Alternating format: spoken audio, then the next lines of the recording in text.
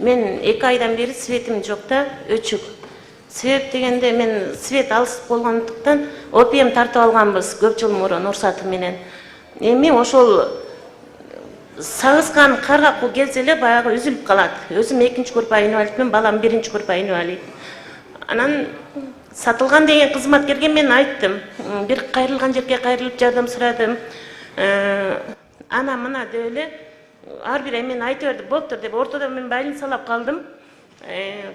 Эме трансформатор күйүп кетиптирчи, аны дагы улап түрдүрдүк, бүтүрдүк. Эми 2 күн мурун пайын кайрылсам, 5 эле күн болбоду, дагы күтүп тур да деди да.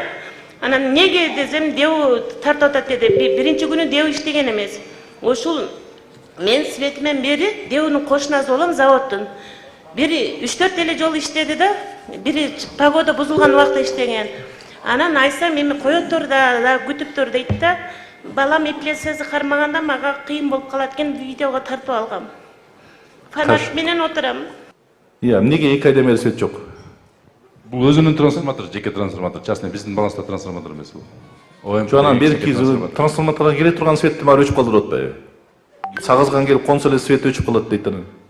Бияктан жеке трансформатор болсо эмнеге тиги анда өзүнүн общий трансформатор кошуп кубаттуулугун берди эле да. Бул калктуу комушта эмес, талаада чекеде жашайт өзүнчө, жалгыз эле. Жонан кандай болот бул свет, кандай болуп чечилет? Трансформаторун жардам бергенбиз, оңдоп бергенбиз, ремонт кылып туруп.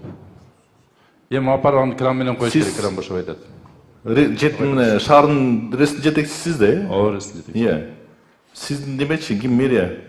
Ошо жетекчинин светин 3 күнгө коюп өчүрүлөчү бир көрсүн үйүн.